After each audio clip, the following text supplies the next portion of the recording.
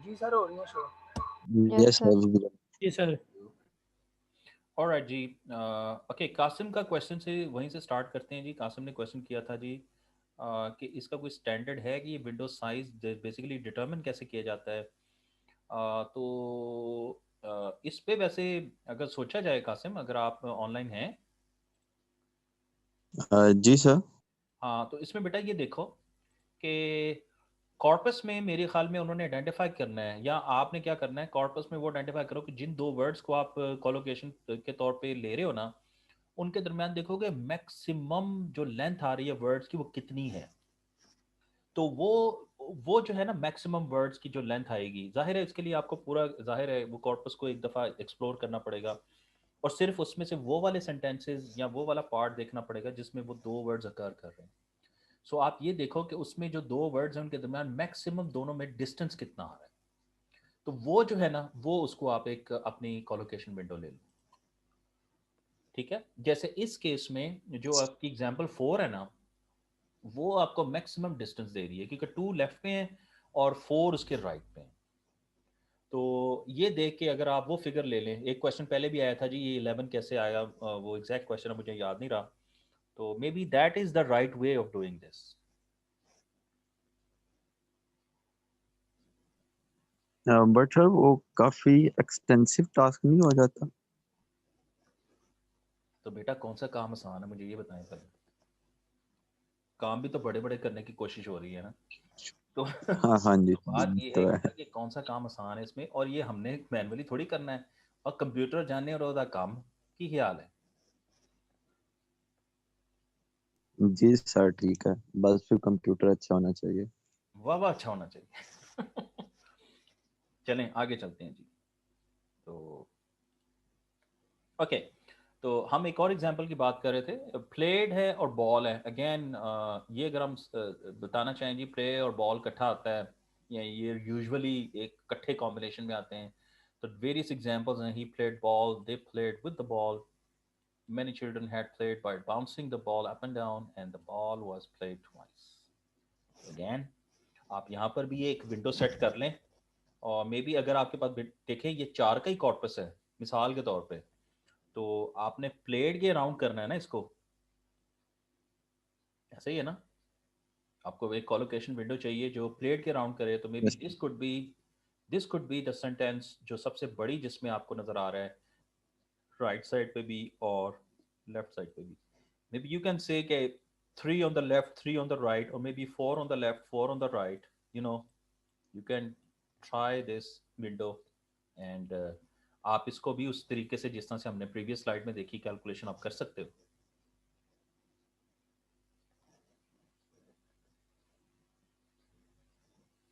जी जी, कोई कमेंट यहाँ पर? नो सर, बस वो शायद आगे आ जाएगा कि वो स्टैंडर्ड डिविएशन से हम कैसे करेंगे कि ये हम्म, एक जी वहाँ चलते हैं। कोलोकेशन है या नहीं। तो ये नोट कीजिएगा, एक चीज़ होती है हिस्टोग्राम्स।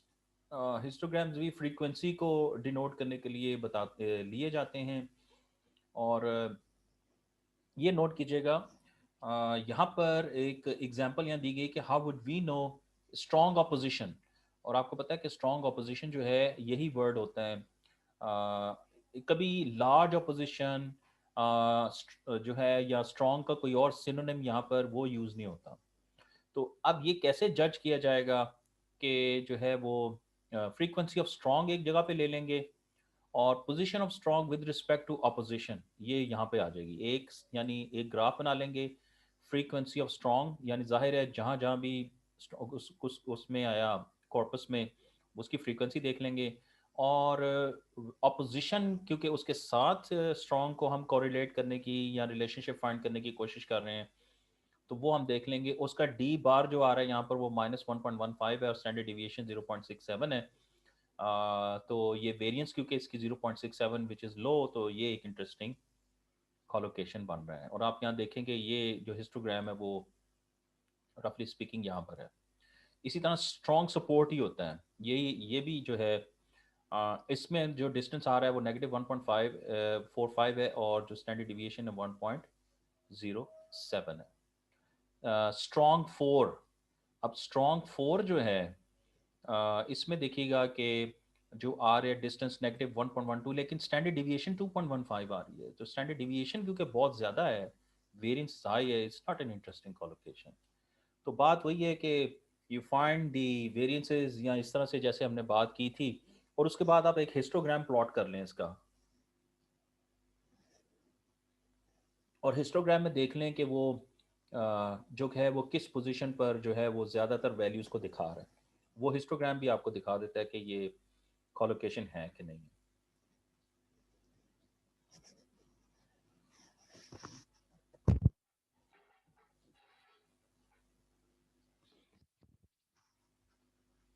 ओके, वेरियस एग्जांपल जैसे ये है सर माइनस डिफरेंस की कोई एग्जांपल अगर आप दे सकें तो, क्योंकि यहाँ पे माइनस डिफरेंस मुझे कुछ ना समझ नहीं आ रहा बात।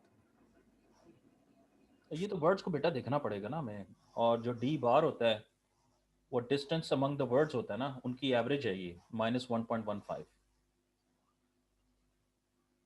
तो ये अब कुछ कोई देखने पड़ेंगे ना, स्ट्रॉन्ग अपोजिशन, कोई ऐसे तो लेकिन सेंटेंसेस सर जिसमें strong वर्ड्स opposition के दरमियान कैसे आएंगे ये माइनस? वो तो जी, नहीं समझ आता। वर्ड्स के दरमियान माइनस कैसे मतलब ये वैल्यू आ डिस्टेंस सकती है मेरे भाई, वर्ड्स के दरमियान माइनस नहीं है, खुदा का खौफ करो यार। ये डिस्टेंस है भाई, दो वर्ड्स के दरमियान डिस्टेंस क्या वो मेरा जी, क्वेश्चन तो यही है कि वर्ड्स के दरमियान में माइनस डिस्टेंस कैसे आ सकता हो है, सकता है बेटा, ये मैं। नेगेटिव डिस्टेंस हो सकता है, इसमें कोई ऐसी अजीब बात नहीं है, ये हो सकता है। अब इसकी एग्जाम्पल, हाँ ये एक आपका अच्छा क्वेश्चन है। चले मैं ऐसे करूंगा, मैं इसकी कोई शायद ये स्ट्रॉन्ग अपोजिशन वाले की कोई एग्जाम्पल ढूंढ के ना आपको पोस्ट कर दूंगा इंशाल्लाह वहाँ पर, ठीक है। आई विल नोट दिस, और मैं इंशाल्लाह कोशिश जी करूंगा सर। मैं आपको पोस्ट कर दूँ, ठीक है। राइट नाउ मेरे पास एग्जाम्पल कोई नहीं है कि नेगेटिव डिस्टेंस आना चाहिए हमारा। इट्स ओके सर, कोई मसला नहीं। हाँ ये मैं इंशाल्लाह पोस्ट कर दूंगा। बेटा ये डिस्टेंस है, याद रखिएगा, डिस्टेंस वर्ड्स के दरमियान डिस्टेंस की बात हो रही है। ओके, तो यहाँ पर वेरिएंस है, अगेन वही बात आ गई, क्योंकि एस स्मॉल है और ये बात हो रही है स्ट्रॉन्ग अपोजिशन की अगेन। तो that's a good actually candidate for a collocation, but जिसे कहते हैं strong leftist support, strong business support, ये देखें ना। तो अब यहाँ पर भी, और स्ट्रॉन्ग सपोर्ट जो होता है, अब ये सारे वैसे वर्ड जो हैं ये बिल्कुल ठीक हैं। स्ट्रॉन्ग लेफ्टिस्ट सपोर्ट यानी ये ख़ास जो है वो क्या कहेंगे, पॉलिटिकल जो होती हैं पार्टीज, उनका सपोर्ट है। स्ट्रॉन्ग बिजनेस सपोर्ट है उसको। तो दीज आर ऑल जो है वो वर्ड्स हैं। अब हमने देखना है कि यहाँ पर भी आप नोट कीजिएगा कि ए जो है वो हायर है। ए से मुराद ये है, ए हायर, हायर एस से, ए हायर एस से मुराद ये है कि यहाँ पर 1.07 आ रही है वेरिएंस। तो sir sorry sir to interrupt, ये हाँ, हम लोग इस तरह कह सकते हैं, the door is being knocked by her, तो इसमें हम लोग नेगेटिव डिस्टेंस में चले गए हैं। जी, क्योंकि डोर पहले आ रहा है डोर पहले आ रहा है इस वजह जी, से। May be. तो मैं बता रहा हूँ बेटा, मैं इसको देख के आपको बताऊंगा। I'll post an example, okay? Try to post an example. तो अगेन क्वेश्चन बेटा यहाँ पर वही है जो बात हो रही थी कि अगर स्टैंडर्ड डिविएशन स्मॉल है एस, तो फिर तो बात बनती है कि गुड जिसे कहते हैं कैंडिडेट्स हैं। अगर स्टैंडर्ड डिविएशन हाई है देन परहैप्स डाउट आना शुरू हो जाएगा। फिर जितना हाई होती जाएगी उतना स्ट्रॉन्ग डाउट आना शुरू हो जाएगा। ओके, मीन एंड वेरिएंस और फ्रीक्वेंसी अभी तक हमने दो चीज़ें देखी हैं। लेट्स सी कि डिफरेंस क्या है जी इन दोनों में। तो यहाँ पर जैसे वर्ड वन न्यूयॉर्क है, ये हमें नज़र आ रहा है। काउंट इसका आप देख सकते हैं, ये है किसी कॉर्पस में से। डिस्टेंस आया है जी ये, और जो स्टैंडर्ड डिविएशन है, जो वेरिएंस है वो 0.43 है। तो स्टैंडर्ड डिविएशन है वो क्लोज टू ज़ीरो है इसकी, और मीन ऑफसेट जो है वो तकरीबन 1 के बराबर है। Would be found by frequency method, ठीक है। तो यहाँ पर नोट कीजिएगा इस कॉम्बिनेशन में, इधर यहाँ पर आप देखें ये 1 है जो डिस्टेंस है, और जो स्टैंडर्ड डिविएशन है वो काफ़ी लेस है इसकी। यहाँ पर देखिएगा डिस्टेंस काफ़ी कम है, सॉरी डिस्टेंस काफ़ी ज़्यादा है, लेकिन जो स्टैंडर्ड डिविएशन है वो जो है वो काफ़ी कम है। Standard deviation is close to zero and high offset. Very interesting, but it would not be found by frequency method. बात यह है कि मीन और जो वेरिएंस है वो तो आपको बता देंगे ये चीज़ें, लेकिन फ्रीक्वेंसी मेथड ऐसी चीज़ें आपको नहीं बताएगा, और ये माइनस पॉइंट्स हैं. And by the way minus points is a collocation. Okay, subscribers by previous games, ये सारी जो हैं वो, लेकिन इसमें नॉट का नॉट जो है वो इंटरेस्टिंग कैंडिडेट्स भी हैं जिनमें आप देख सकते हैं कि डिविएशन काफ़ी ज़्यादा हो, वेरिएंस. तो ये जो ग्रुप है ये ऑल जिसे कहते हैं इंटरेस्टिंग कैंडिडेट्स हैं फॉर कॉलोकेशंस, जो कि निचला जो ग्रुप है उनमें से कोई भी जो है वो कैंडिडेट नहीं है.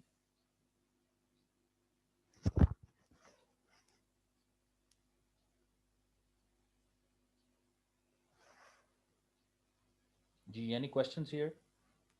ये बेसिकली समरी थी उसकी, जो अभी हम पिछली दो तीन स्लाइड्स में वो जो हिस्टोग्राम्स की हम बात कर रहे थे.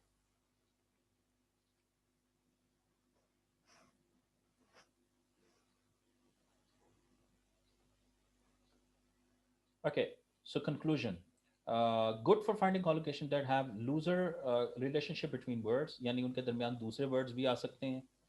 And of course intervening material and relative position. तो इन दोनों को ख्याल रख के हमने positions का ख्याल रख के फिर हमें जो है वो they help us to find out collocations हैं कि नहीं. जी, यहाँ पर जी हमारा जो जिसे कहते हैं जो वो मेथड्स जो कि जो सिंपल हैं, रिलेटिवली सिंपल हैं, जिसमें एवरेज है या मीन है या स्टैंडर्ड डिविएशन वगैरह है, उसको हमने यूज़ किया. लेकिन अब हम चलते हैं उन मेथड्स की तरफ जिनकी रिलायबिलिटी ज़्यादा है. ओके, जिनकी समझ लीजिए जो स्कोर है ऑफ आइडेंटिफाइंग वो ज़्यादा रिलायबल है, और वो तमाम की तमाम जो टेक्निक्स हैं वो स्टैटिस्टिकल टेक्निक्स हैं. So we will start by hypothesis testing की हम बात करेंगे. और हाइपोथेसिस टेस्टिंग जो है यहाँ पर हम दो तरीकों से जी इसको आइडेंटिफाई करने की कोशिश करेंगे, by using the T test and by using the chi square test. So हम देखते हैं जी कि what do we mean by hypothesis testing, और फिर टी टेस्ट कैसे अप्लाई किया जाता है, और फाइनली काई स्क्वायर टेस्ट कैसे जो है वो अप्लाई किया जाता है. ओके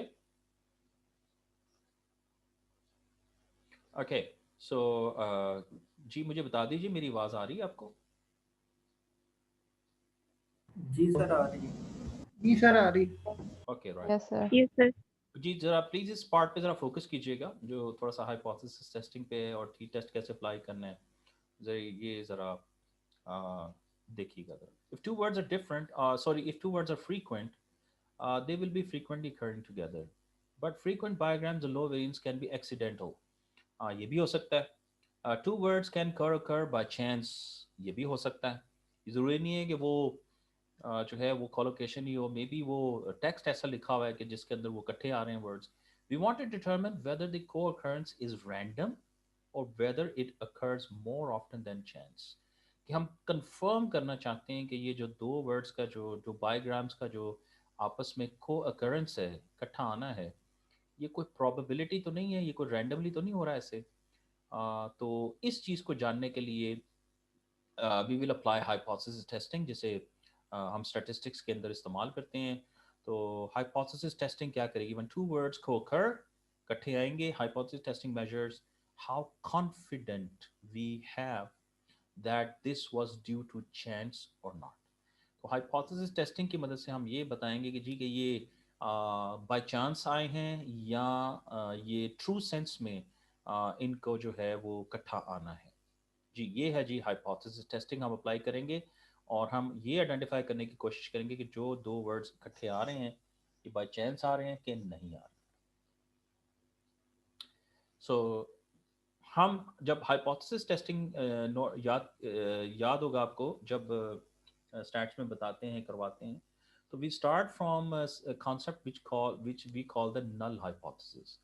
और नल हाइपोथेसिस को हम जो स्टैट्स उसमें एच नॉट से डिफाइन करते हैं. ठीक है जी.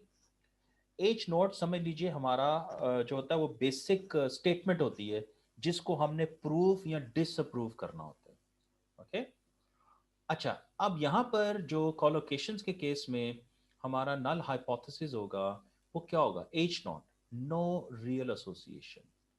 कि हम ये कहेंगे, याद रखिएगा हमने जो हाइपोथेसिस टेस्टिंग करनी है उसके अंदर जो हमारा हाइपोथेसिस होगा एच नॉट होगा, वो ये कहेगा कि जी दो दो वर्ड्स जो बायोग्राम्स की बात हो रही है उनके दरमियान कोई रियल एसोसिएशन नहीं है, वो चांस है कि वो बाय चांस जो है समझ लीजिए वो इकट्ठे आ रहे हैं। अगर तो हमारा जो टेस्टिंग है वो ये प्रूव कर देती है तो इसका मतलब ये है कि वो क्या होंगे, वो कोलोकेशन होगी।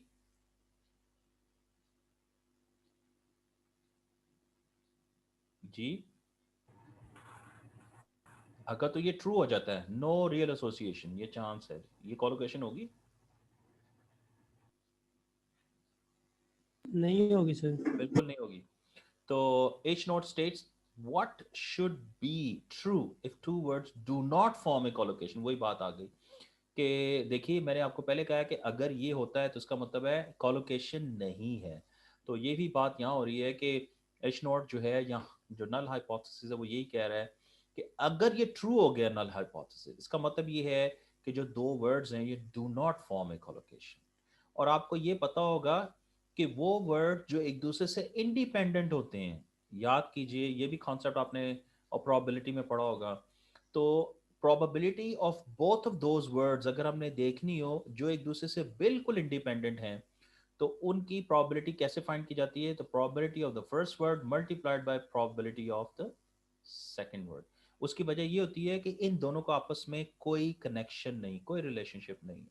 तो अगर ये वाकई वर्ड्स जो हैं वो इंडिपेंडेंट हैं एक दूसरे से, इसका मतलब ये है कि बाय चांस आ रहे हैं, तो हम कहेंगे कि जी स्टैटिस्टिक्स की ज़ुबान में हम कहते हैं ये इंडिपेंडेंट वर्ड्स हैं। और इंडिपेंडेंट वर्ड्स की फिर प्रोबेबिलिटी कैसे फाइंड की जाती है? Probability of for the first word comma second word.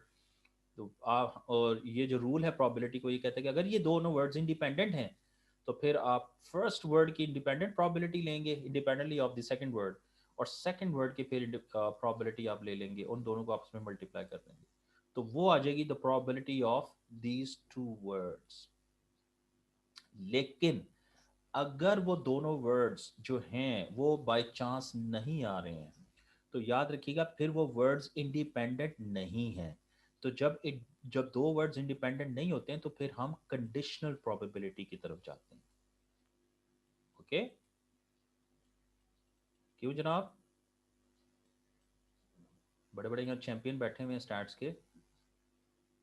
तो कंडीशनल प्रोबेबिलिटी बेटा उस वक्त इस्तेमाल होती है जब एक चीज़ अकर हो उसके बाद दूसरी चीज़ अकर हो, यानी जब एक वर्ड आ रहा है और उसके बाद दूसरा वर्ड आ रहा है और दोनों के दरमियान कोई रिलेशनशिप हो, तो वहाँ पर फिर हम कंडीशनल प्रोबेबिलिटी जो है उसको अप्लाई करते हैं। ठीक है, तो यहाँ पर जी बेटा कोई क्वेश्चन है तो बताइए। कोशिश मैं कर रहा हूँ कि इसको ज़रा स्लो और ज़रा इजी वे से लेके चलने की, पता नहीं कितना इजी है, तो आप ही मुझे फीडबैक देके ये बताएं। सर ये समथिंग लाइक म्यूचुअली एक्सक्लूसिव और not mutually exactly exclusive exactly वाला है। एग्जैक्टली, ये म्यूचुअली एक्सक्लूसिव है ना। तो जो जो बेटा डिपेंडेंट नहीं है हाँ वो म्यूचुअली एक्सक्लूसिव है। जी, ये एक्सक्लूसिव होते हैं इंडिपेंडेंट। ठीक है, एक्सक्लूसिव होता है इंडिपेंडेंट, म्यूचुअली एक्सक्लूसिव दोनों इंडिपेंडेंट, ये दोनों म्यूचुअली एक्सक्लूसिव हैं।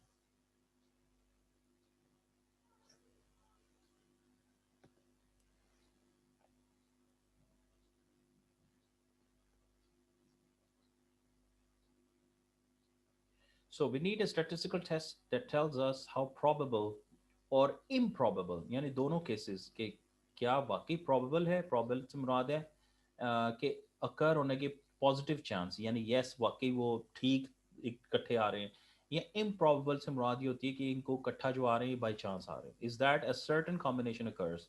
तो दो तरह के स्टैटिस्टिकल टेस्ट अप्लाई होते हैं, एक टी टेस्ट है, टी डिस्ट्रीब्यूशन, और एक फिर काई स्क्वायर डिस्ट्रीब्यूशन। इस ये दो टेस्ट जो नॉर्मली यहाँ पर यूज़ किए जाते हैं। इसकी थ्योरी में जाने की ज़रूरत नहीं है कि what is a T test, what is a chi square test, और किन केसेस में टी टेस्ट लगाना चाहिए, किन केसेस में। बाय द वे कोई बता सकता है टी टेस्ट मैंने लगाना हो और लेट्स से कि मेरे पास कोई कंडीशन बता सकता है कोई, कब लगता है ये?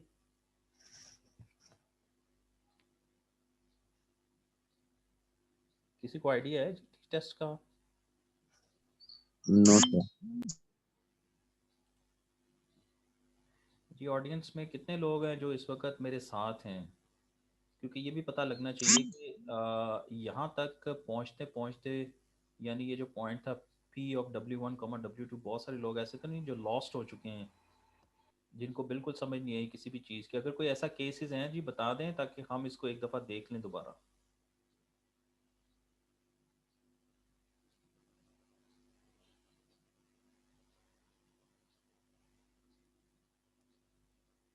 No, okay good, that's it. चलिए ठीक है, मैं इसकी थ्योरी में नहीं जाता, maybe that would is not related to the topic. हम सीधी सीधी बात करते हैं जी कि हमने फाइंड आउट करना है। तो याद रखिएगा स्टेटिस्टिक्स की पॉइंट ऑफ व्यू से, अगर दो वर्ड्स के दरमियान जो है वो बाय चांस आ रहे हैं, इसका मतलब है वो वर्ड जो हैं वो एक दूसरे से इंडिपेंडेंट हैं। तो फिर हम ये वाली प्रॉबिलिटी जो है उस पर अप्लाई करते हैं, और अगर वो एक दूसरे के से इंडिपेंडेंट नहीं है, इसका मतलब है कोई एक आता है तो फिर दूसरा आता है, तो उसके लिए फिर स्टैटिस्टिक्स के अंदर फिर हम कंडीशनल प्रोबेबिलिटी यूज़ करते हैं। खैर, जैसे इस्तेमाल करेंगे आपको बता देंगे। ओके, वी नीड, इसको करने के लिए मैंने बता दिया दो तरह के टेस्ट हम करेंगे। First we will start with T test and then we will go into the chi square test. Okay, so T test को पहले देखते हैं जी। इसको स्टूडेंट्स टी टेस्ट भी कहते हैं। और कैसे करेंगे, स्टार्ट कैसे करेंगे, नोट कीजिएगा। एच नोट कहते हैं जी नो रियल एसोसिएशन। याद कीजिए ये वाली स्लाइड पे H naught that is our null hypothesis, वो कह रहा है no real association. No real association से मुराद ये है कि दे आर नॉट कोलोकेशंस, ये बाय चांस जो हैं इकट्ठे आ रहे हैं। तो हम स्टार्ट कैसे करेंगे, हम कहेंगे जी कि एच नोट वही बात कह रही है, देखें जो उनकी प्रोबेबिलिटी है वो इंडिपेंडेंट हैं दोनों वर्ड्स। इसका मतलब है उन दोनों वर्ड्स के दरमियान जो है वो कोई रिलेशनशिप नहीं है, वो बाय चांस इकट्ठे आ रहे हैं। ये पता लग गया ना आपको, ये जो मैंने ये सेंटेंस लिखा है क्या है? जी सर, बट सर इसमें एक चीज है, हम किसी एक वर्ड की प्रोबेबिलिटी कैसे निकालेंगे? मतलब प्रोबेबिलिटी ऑफ अकरेंस, या हम उसको क्या कहेंगे? वो काउंट हो जाएगा उसका। तो ये बेसिकली आसान लफ्जों में अब यूं कह दीजिएगा, काउंट ले लें आप उसका, यानी कॉर्पस में गिन लें वो वर्ड कितनी दफा आया, वही उसकी प्रोबेबिलिटी है। तो सर ऐसा भी तो हो सकता है, मतलब कोई दो वर्ड हैं, वो बाय चांस इकट्ठे आ गए हैं, बट वो उनका काउंट दोनों का सेम है पूरे डॉक्यूमेंट में, कॉर्पस में। ये वैसे बड़ा जिसे कहते हैं, और तो एक ही दफा इकट्ठे आए हैं यस सर। और बाकी दफा बाकी दफा में भी वो किसी और वर्ड के आप साथ आ है। जाए ना इधर जरा, आप देखते हैं ना दोनों को देखेंगे कैसे। अब जरा टी टेस्ट अप्लाई करके देख लेते हैं, ठीक है ना? तो एच नॉट जो है जी, अभी हम देखते हैं आपकी जो बात की है बिल्कुल, कि जैसे दोनों की फ्रीक्वेंसीज हमने निकालनी और व्हाट इफ कि वो इकट्ठे एक ही दफ़ा आए हैं। तो फिर हम देख लेते हैं जी कि टी टेस्ट उनके बारे में क्या कहते हैं ना। टी टेस्ट फिर आपको एक वैल्यू देगा, और वो वैल्यू के बेसिस पे आप फिर फाइनल अपना डिसीजन बताएंगे कि ये वैल्यू मुझे एक्सेप्ट करनी चाहिए, और या ये मुझे वैल्यू के बेसिस पे रिजेक्ट कर देना चाहिए। याद है वो जो टी टेस्ट के बेसिस पे या किसी भी जो क्या कहते हैं प्रोबेबिलिटी फंक्शन जो होता है, ये प्रोबेबिलिटी फंक्शन है ना पी, तो बेटा प्रोबेबिलिटी फंक्शन आपको कोई एक वैल्यू देता है ना, उस वैल्यू को जी आपने एक्सेप्ट करना होता है या रिजेक्ट करना होता है, ठीक है ना? तो हम क्या करेंगे बेटा, हम उसकी जैसे आपने बताया वो वन टाइम आया है तो पी वैल्यू निकाल लेंगे, और पी वैल्यू को देख लेंगे कि हमने उसे एक्सेप्ट करना है या रिजेक्ट करना है। अब वो एक्सेप्ट और रिजेक्ट क्या होता है वो भी अभी देख लेते हैं। तो हम स्टार्ट करेंगे जी एच नॉट से, और एच नॉट कह रहा है जी कि उन दो वर्ड्स के दरमियान कोई रिलेशनशिप नहीं है, वो दोनों वर्ड्स इंडिपेंडेंट हैं, बाय चांस वो इकट्ठे आ रहे हैं, तो इसका मतलब है कि इन दोनों की प्रोबेबिलिटी जो होगी वो इंडिपेंडेंट के तौर पे ट्रीट होगी। We calculate the probability P value, ये प्रोबेबिलिटी जो निकाली जाएगी वो पी वैल्यू कहलाती है जनाब, that a collocation would occur if h naught was true। okay, अगर हम h naught true होता तो उसकी क्या प्रोबेबिलिटी होती। अगेन ये कासिम की क्वेश्चन का जवाब बेटा ये दिया हुआ है, अगर तो p वैल्यू है it's too low, we reject the null hypothesis. Okay, so इसको करना कैसे है कि हमने p वैल्यू निकालनी है, पी वैल्यू निकालने के बाद हमने वो चेक करना है। और चेक कैसे करेंगे, आपको ये भी पता बेटा कि हम सिग्निफिकेंस लेवल होता है एक, वो सेट करते हैं। तो पी नॉर्मल जो सिग्निफिकेंस लेवल है लेस देन 0.05, 0.01 और 0.001। प्लीज़ नोट कीजिएगा कि मैंने ये वो स्टैटिस्टिक्स के जो टेबल है वो आपसे शेयर किया हुआ है प्लीज़। तो कोशिश कीजिएगा आज के वो पीडीएफ एक छोटी सी फाइल है, 2-3 टेबल है उसमें, एक टी टेस्ट का टेबल है, एक काई स्क्वायर का टेबल है। दोनों टेबल्स की आपको ज़रूरत पड़नी है वैसे बाय द वे, कोई असाइनमेंट में कोई क्वेश्चन सॉल्व करने में इस तरह से, तो उसको ज़रा आज ओपन करके देख लीजिएगा। मैं कोशिश करूँगा कि आपको कोई सॉल्व करवा के वो भी यूज़ करके दिखा दूँ, ठीक है। तो हम बेसिकली करेंगे क्या है कि हम जो पी वैल्यू निकलेगी उसको फाइंड आउट करके तो फाइंड आउट करने के बाद हम चेक करेंगे अगर तो पी वैल्यू टू लो है। रिमेंबर, अब आपने जो चीज़ याद रखनी है कि अगर वो वैल्यू लो है वी रिजेक्ट हाइपोथेसिस। हम इसका मतलब क्या है कि वो जो दो वर्ड्स हैं वो रियल में कोलोकेशन है, वो बाय चांस नहीं आ रहे हैं इकट्ठे, वो रियल में कोलोकेशन है। तो अब ये वैल्यू आपको टू लो और टू हाई कैसे पता चलेगा, इसके लिए हमें पी वैल्यू को टेबल में से फाइंड आउट करना पड़ेगा। और जो सिग्निफिकेंस लेवल हम अपने लिए रखेंगे वो 0.05, 0.01 या 0.001। Otherwise retain H naught as possible. Otherwise जो है हम कहेंगे कि वाकई वो जो दो वर्ड्स हैं वो इंडिपेंडेंट हैं और वो कोलोकेशंस नहीं। जी बेटा, तो बेसिक फ्रेमवर्क या बेसिक आइडिया के करना कैसे वो समझ आ गया आपको, टी टेस्ट अप्लाई कैसे करना है। अब ज़ाहिर है एक एग्जांपल हम करते हैं और उसमें ये अप्लाई करके देख लेते हैं।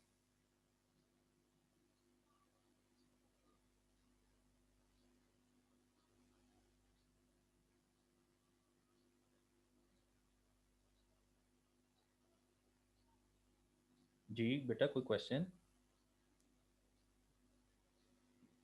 सर एग्जांपल एक करके देख लेते हैं, हाँ जी, ज्यादा फिर समझ आ ठीक है जाएगा। ठीक है, let's go ahead. Assume that we want to compare the heights of men and women, ठीक है। We cannot measure the height of every adult, जाहिर है, तो हम सैंपल लेते हैं डिस्ट्रीब्यूशन का, ठीक है, पॉपुलेशन का हम सैंपल लेते हैं। तो ये सैम्पलिंग बहुत इंपॉर्टेंट होती है स्टार्ट्स में, इसके ऊपर बड़ी जिसे कहते हैं बड़ा केयरफुल होके सैम्पलिंग की जाती है। तो मेक और सैंपल लेने के बाद हम इन्फ्रेंस करते हैं अबाउट द होल पॉपुलेशन, और सैंपल के बेसिस पे जी हम कहते हैं कि पूरी की पूरी जो पॉपुलेशन है उसके ऊपर ये किस तरह से फिट इन होती है या मैप करती है by comparing the sample means and the variation of each mean. अच्छा, अब एच नॉट क्या है, हमने देखें हमने निकालना है difference between Heights of main and women. जो हम नल हाइपोथेसिस ले रहे हैं इधर, वो क्या कह रहे हैं, men and women and men are equally tall on average, कहते कोई फर्क नहीं है, बराबर ही होते हैं। तो this is the null hypothesis. और अगर आप यहाँ पर देखिएगा जो ग्राफ दिया हुआ है उसमें विमेन की हाइट की भी डॉट्स नज़र आ रहे हैं, मेन की भी हाइट की डॉट नज़र आ रहे हैं। यू फाइंड हेयर कि यहाँ पर सिग्निफिकेंस है, फ़र्क है दोनों में, ठीक है। We gather data from 10 men and 10 women, okay. तो हमने सैंपल ले लिया 10 men, 10 मेल और 10 फीमेल का, ये हमारे पास सैंपल आ गया। अब टी टेस्ट क्या है, नोट कीजिएगा जी, T test assign probability to describe the likelihood that the null hypothesis is true. जो टी टेस्ट होता है इसकी शेप भी नॉर्मल कर्व की नॉर्मल कर्व होती है, याद रखिएगा, ये भी नॉर्मल डिस्ट्रीब्यूशन पे ही अप्लाई हो रहा होता है, क्योंकि बेल कर्व जो होती है वो नॉर्मल डिस्ट्रीब्यूशन के लिए होती है। सो नोट कीजिएगा, हम असल में जब आप टी टेस्ट अप्लाई करते हैं, देखें दोनों में फ़र्क क्या है। जो नॉर्मल डिस्ट्रीब्यूशन होती है ना उसमें नॉर्मली जो एरिया जो होता है ना जो ये पूरा एरिया इसको कंसिडर किया जाता है। लेकिन जो टी टेस्ट होता है ये नॉर्मली टेल पर अप्लाई होता है, टेल्स, ये राइट टेल और इसको लेफ्ट टेल कहते हैं। तो हम यहाँ पर टेल में जो वैल्यू निकलेगी सिर्फ टेल को देखते हैं टी टेस्ट के अंदर। तो हाई पी वैल्यू नोट कीजिएगा, यहाँ पर जो हाई पी वैल्यू होगी वो इधर आएगी, इधर, तो हम क्या करेंगे, एक्सेप्ट एच नॉट। और लो पी वैल्यू जो है वो टेल में आती है, तो हम रिजेक्ट एच नॉट करते हैं, ठीक है। इस चीज़ को आपने याद रखना है। तो ये वैल्यूज़ आपको मतलब ग्राफिकली पता यहाँ पर बताई जा रही हैं और वहाँ पर हम देख लेंगे, टेबल में से देख लेंगे। सो यहाँ पर अगर हम देखें, मैं ज़रा इसको इरेज कर दूं। तो यहाँ पर अगर हम देखें तो हम एक्सेप्ट करेंगे ये सारे रीजन में अगर वैल्यू आती है, ये हमारा एक्सेप्टेंस रीजन है, और अगर हमारी टेल में वैल्यूज आती हैं तो वो हम रिजेक्ट करते हैं। बिल्कुल ऐसे यहाँ पर ये वन टेल टेस्ट है, इसको कहते हैं वन टेल स्टैट्स में, क्योंकि हम एक तरफ की जिसे कहते हैं एक्सट्रीम वैल्यू को देख रहे होते हैं। ये टू टेल टेस्ट होता है, इसमें हम दोनों एक्सट्रीम्स की वैल्यू को देख रहे होते हैं, two tail test. Okay, so most probably हम अपने लिए वन टेल टेस्ट ही करेंगे, हम एक तरफ की वैल्यू देखेंगे। तो उसकी बेसिस अगर हमारी वैल्यू सिंपल है, इसमें कोई ज़्यादा डिफ़िकल्टी वाली चीज़ नहीं है, अंडरस्टैंडिंग आपने ये बिल्ड करनी है जी कि अगर हमारी वैल्यू जो है वो टेल में आ रही है तो इसका मतलब है कि हमारी पी वैल्यू जो है वो लो है। और लो पी वैल्यू के क्या मुराद है कि हम रिजेक्ट कर देंगे नल हाइपोथेसिस को। अगर हम नल कर देंगे, रिजेक्ट कर देंगे नल हाइपोथेसिस को, इसका मतलब क्या होगा कोलोकेशन के केस में? अगर हम नल हाइपोथेसिस रिजेक्ट कर रहे हैं, और नल हाइपोथेसिस क्या था हमारे पास कोलोकेशन के केस में? सर नो अगर एच नॉट जो है उसको हम लोग फॉल्स कर देते हैं तो कॉलोकेशन होगी। हाँ जी एग्जैक्टली, ये रिजेक्ट कर देना है, इसका मतलब ये है कि definitely they are a collocation. और अगर हम एक्सेप्ट कर रहे हैं जो एच नॉट यानी नल हाइपोथेसिस, तो basically we are saying that कि वो कोलोकेशन नहीं है। Okay, so the critical value इसको कहते हैं, ये जो वैल्यू है जहां पर ये बार है, ये सी यहाँ पर आएगा जहां पर ये बाउंड्री शो की जा रही है, ये वाली लाइन, ये जो सी है actually where the value of T where we reject, where we decide to reject H naught. और कॉन्फिडेंस लेवल ए जो होता है probability that T score is greater than critical value C. तो ये वाली लाइन के बाद जो है, ये वाली बाउंड्री के बाद जो हमारा जो टी स्कोर होगा वो बढ़ जाएगा क्रिटिकल वैल्यू ऑफ सी से, तो we will be rejecting H naught. तो ये टी डिस्ट्रीब्यूशन वन टेल्ड मैंने बताया था आपको, and this is T distribution two tailed.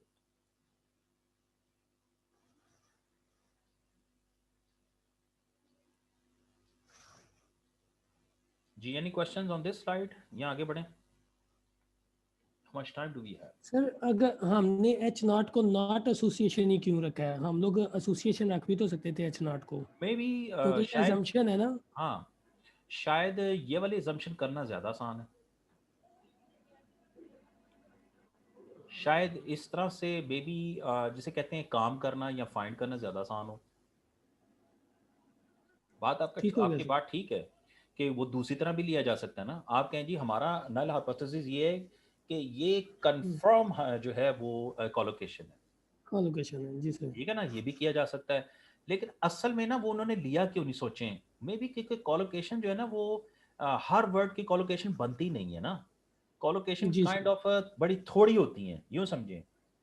तो जी शायद ये हो, क्योंकि देखें मुझे कंफर्म पता नहीं है इस चीज़ का, तो मैं तो यही कहूँगा कि उन्होंने शायद या ये नल हाइपोथेसिस का ये इस तरह से करना कि जी कि ये बाय चांस है, ये कोई कोलोकेशन है नहीं, शायद this is the right way of approaching this problem. ठीक हो गया सर। मे भी हो सकता है प्रोसेसिंग कम होती हो उसमें, तो इस वजह से उन्होंने जो है इसको कर लिया है। शायद के कैलकुलेशन जो रिक्वायर्ड हैं शायद अभी जी सर। अभी हमने देखा नहीं, शायद वो कम होती हैं, उसमें ठीक नंबर हो ऑफ गया सर। स्टेप्स कम होते हैं, there could be many actually, इसके जो हैं वो निकल सकते हैं, डिमेंशंस निकल सकते हैं। चलें आगे चलते हैं। तो जी सर। ऑलराइट, जो प्रॉब्लम थी हमारे पास, ये नोट कीजिएगा, वो क्या थी कि हमने जो नल हाइपोथेसिस सेट किया हुआ अपने लिए वो ये है कि there is actually no difference. Okay, तो हम कह रहे हैं कि दे आर इक्वली टॉल, तो ये इक्वली टॉल है, actually there is no difference in their height. तो हमारे पास याद रखना है आपने 10 का जी हमारे पास जो है वो सैंपल है फॉर मेन, और 10 हाई का ही हमारे पास सैंपल है फॉर जो फीमेल है। ओके, तो हम क्या करेंगे, हम टी स्कोर कंप्यूट करेंगे चीज का। ओके, तो ओके, जो हमारे पास जो डिग्री ऑफ फ्रीडम निकलेगी यहाँ पर, अब ये डी एफ क्या है, this is called degree of freedom. तो ये भी एक स्टैटिस्टिकल टर्म आ गई जी यहाँ पर, डिग्री ऑफ फ्रीडम।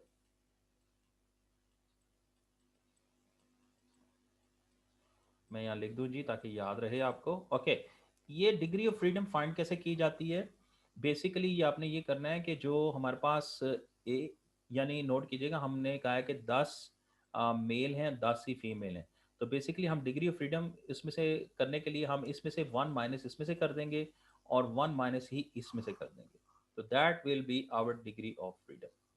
तो हमारी जो डिग्री ऑफ फ्रीडम आएगी इस टेबल में वो आएगी, ये देखें ये 18। कुछ वो टेबल जब आप देखोगे, वो टी का जो टेबल आपको मैंने दिया हुआ है बेटा, वो पीडीएफ फाइल में। तो बेटा आप जब टी डिस्ट्रीब्यूशन का टेबल देखोगे, ये 2 टेल टेस्ट का जो टेबल है, ये नोट कीजिएगा। इसमें आप देखोगे कि इधर है डिग्री ऑफ फ्रीडम। ओके, तो डिग्रीज ऑफ फ्रीडम बेसिकली वो होता है कि हमने जो सैंपल हमारे पास है उसमें से हमने डिग्री ऑफ फ्रीडम लेनी होती है।